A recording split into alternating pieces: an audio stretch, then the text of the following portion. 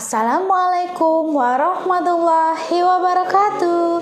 Jumpa lagi di channel aku, Bidan Ayu. Oke teman-teman, untuk teman-teman yang baru singgah di channel Bidan Ayu ini, jangan lupa dukung channel ini dengan cara klik tombol subscribe dan loncengnya sebagai bentuk dukungan kalian semua terhadap channel Bidan Ayu ini agar Bidan Ayu lebih semangat lagi membuat konten-konten yang lebih bermanfaat untuk kita semua. Oke, sebelum lanjut ke videonya, Bidan Ayu mau mengucapkan selamat menunaikan ibadah puasa. Mohon maaf lahir dan batin jika Bidan Ayu ada salah sikap, salah perkataan, dan atau ada beberapa yang Bidan Ayu sampaikan kurang berkenan di hati teman-teman semua. Mohon dimaafkan. Terima kasih. Untuk teman-teman yang sudah subscribe dan untuk teman-teman yang selalu setia nontonin video Bidan Ayu ini. Di bulan puasa ini semoga amal ibadah kita, pahala kita diterima di sisi Allah Subhanahu wa taala dan bertambah juga iman kita. Oke. Next ya, langsung ke video apa sih yang mau Bidan Ayu upload ini. Nah, di sini Bidan Ayu mau mengupload video mengenai KB suntik. KB suntik yang 3 bulan. Nah, di sini kebetulan hari ini sudah masuk di bulan puasa dan pasiennya tetap ingin suntik KB di bulan puasa. Awalnya tetap mau nggak jadi, nanti malam aja, tapi takutnya nanti telat suntiknya. Jadi kalau telat suntik, biasanya kalau datang ke klinik kami harus menunggu menstruasi. Sedangkan di KB 3 bulan ini tidak mendapatkan menstruasi. Nah, untuk hukum menyuntik KB ini ada beberapa yang mengatakan kalau suntik KB saat puasa itu hukumnya makruh. Ya, teman-teman. Jadi nanti untuk masalah ilmu agamanya Bidan Ayu kurang memahaminya. Untuk teman-teman yang mengetahui boleh menambahkan informasi di kolom komentarnya ya. Jadi untuk para subscriber dan ibu-ibu yang mau suntik KB bisa mengetahui ilmunya. Karena suntik KB meskipun di bulan puasa tetap disuntik ya KB-nya. Karena kenapa? Karena si bapak pasti meminta jatah, tidak. Meskipun di bulan puasa pasti tetap, namanya itu kan kebutuhan ya manusiawi, tidak boleh dilakukan. Yang penting tidak boleh dilakukan pada siang hari ketika kita puasa, tapi kalau sudah berbuka sampai maksimal ketika kita azan imsak, nah itu boleh ya, boleh dilakukan dan itu memang sudah menjadi kewajiban kita untuk pasangan yang sudah halal ya. Karena berhubungan suami istri itu adalah salah satu pahala juga. Di satu sisi pahala menyenangkan suami, di satu sisi kita sama-sama melakukan dengan suka hati dan membuat cinta bertambah di keluarga.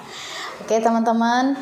Nah, di sini pasiennya tetap mau ber-KB suntik yang 3 bulan meskipun berpuasa ya.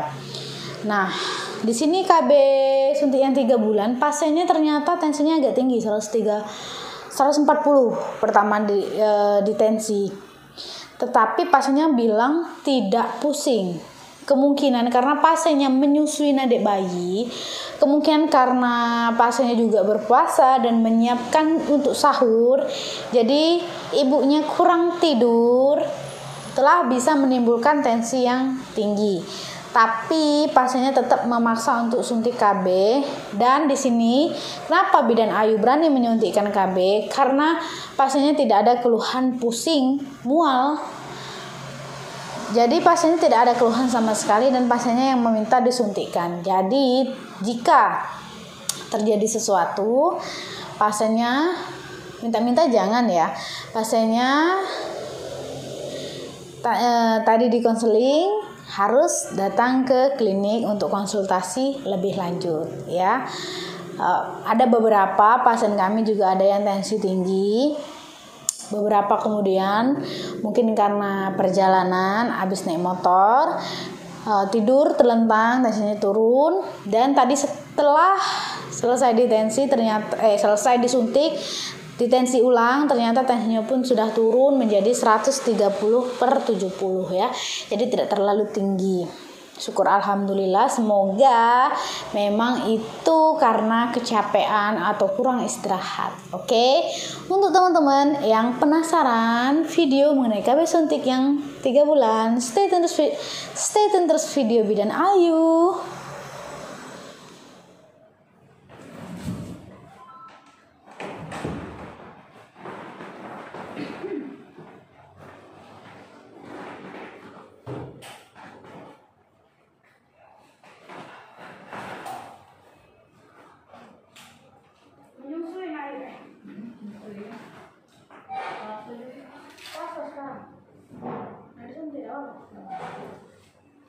Biasanya kan ada yang galak kalau katanya maku. Iya ya. Oh, ada yang nggak galak. Kalau misal maku itu bukan membatalkan.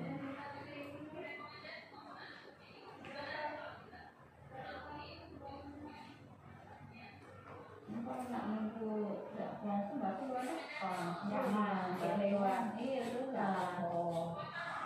Sebenarnya ada apa, cuma ada kan yang fanatiknya. Namanya kan masuk dalam tubuh ya. Iya, kan cairan itu kan. Ini enggak. Maksudnya agak tinggi tadi. Mau harus mati. Ini enggak ya? Ya kalau misalnya. Tergantung kalau yang pusing juga enggak berani. Biasanya enggak bisa.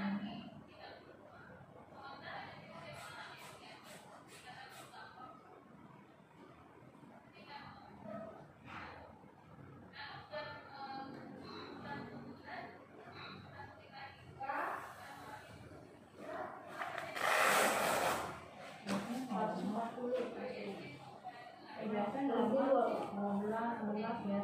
Mungkin karena kecapean ke kanan sih. Iya. Boleh dulu deh. Nanti daerahnya ini tidak kuat. Ini ya. Mungkin dari luar ke kanan itu kali ya. Kemudian matanya.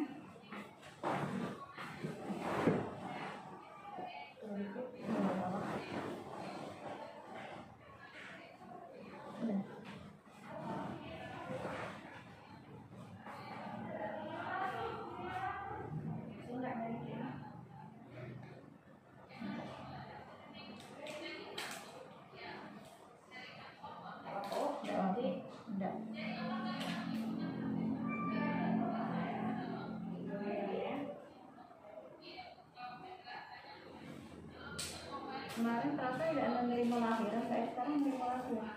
Iya, per 1 Januari. Januari tadi ya? Baru per 1 Januari kita menerima BPJS. BPJS. Kelahiran ya? Untuk lahiran, untuk operasi gitu lah. Karena aku kemarin kan anak kedua kan di sini. Nah pas sampai anak ketiga tuh pengen di sini tadi tidak menerima lagi lahiran yang infeksi baru. Jadi rujukannya aku ke Hermina kemarin, infeksinya di sini BPJS. Berapa? Bulan berapa? Bulan September. Oh wajar ya. Itu per 1 Januari. Iya. Ada pengumumannya di depan juga ya. Biasanya anak kedua di sini kan jaga tertentu oleh dokter. Mereka kalau asal di sini kan nggak terlalu kamu sakit ya.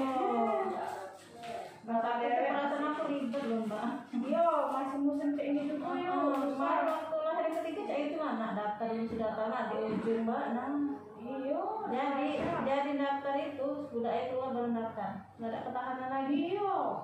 Ngomong gitu lahiran. Iya. Ada nahan lagi. Apalagi anak ketiga kan juga tuh cepet. Anak ketiga ini cepet cepetnya. Iya. Ada yang lambat, ada yang lambat dulu.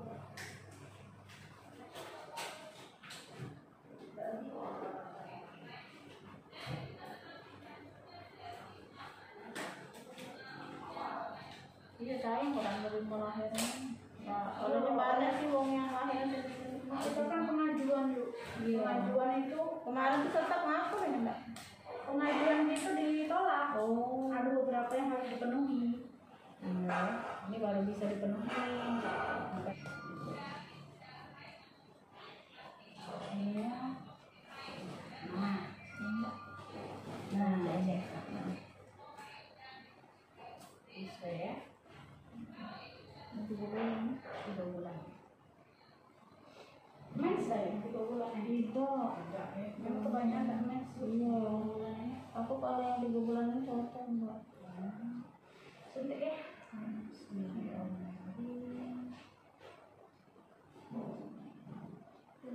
Cocoknya tadi yang cocok-cocokan juga. Niat gemuk tidak, terus tidak biasa aja. Beratnya tidak nambah. Ini belum bikin kan? Belum di depan bikin. Yang mana dari bulan ke bulan baru sekali ya memakai? Iya. Baru ini udah 2 kali. Di situ tulisannya ada. Iya, yang pertama kan bulan kapan tuh, bulan Januari di sini.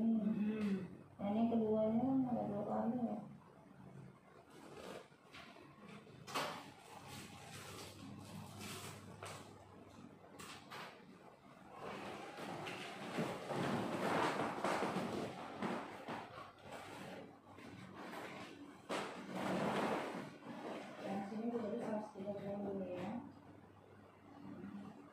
Kalau tensi 40 sebenarnya nggak boleh dipakai sol kan kenapa ya?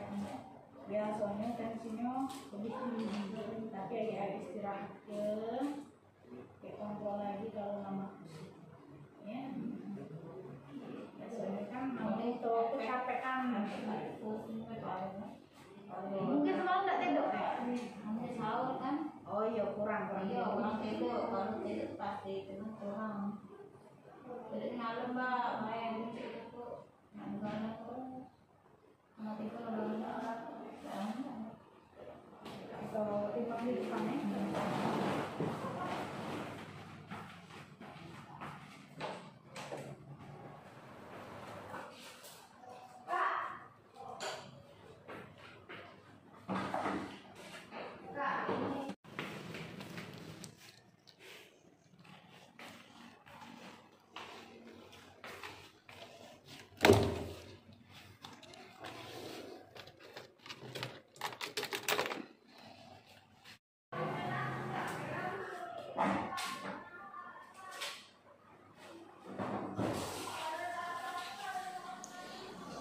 Oke teman-teman, itulah tadi video Bidan Ayu mengenai KB suntik yang 3 bulan. Nah, di awal tadi Bidan Ayu tidak menjelaskan KB suntik yang 3 bulan ini mengandung hormon apa sih Bu Bidan? KB suntik yang 3 bulan ini mengandung 1 hormon, meskipun KB suntiknya panjang, itu hanya 1 hormon, yaitu hormon progesteron. Nah, kenapa di awal tadi Bidan Ayu menyebutkan pasiennya sedang menyusui? Iya, karena KB suntik yang 3 bulan ini memang benar-benar direkomendasikan untuk ibu yang sedang menyusuin adik bayi yang ingin memakai KB suntik. Nah, karena kenapa? Karena di sini 1 hormon yang ada di kandungan KB suntik 3 bulan ini adalah hormon progesteron, di mana hormon progesteron ini tidak mengganggu produksi ASI, sehingga ASI masih tetap lancar seperti biasa. Ibu yang sedang menyusuin tetap bisa menyusuin adik bayinya dengan tenang, dan insya Allah ASInya tidak kering atau tidak berkurang jika menggunakan KB suntik yang 3 bulan. Itu pada dasarnya, pada materinya ya.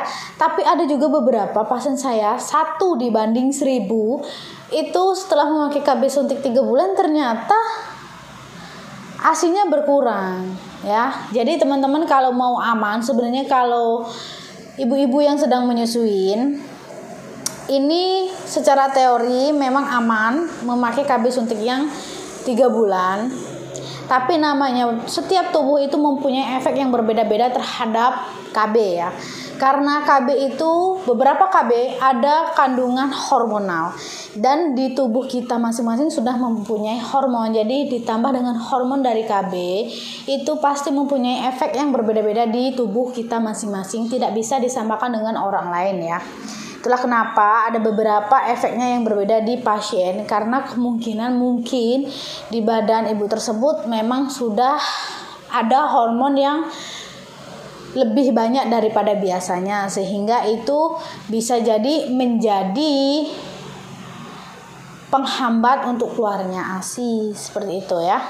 Jadi itu secara logika ya teman-teman. Bidan Ayu menjelaskan agar teman-teman bisa jelas.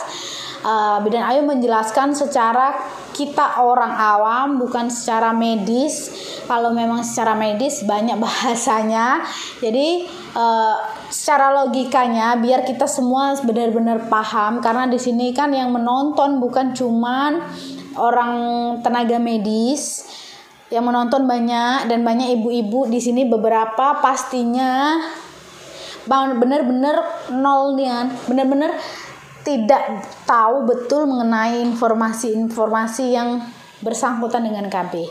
Nah, di sini KB yang paling aman yaitu KB yang tidak mengandung hormon.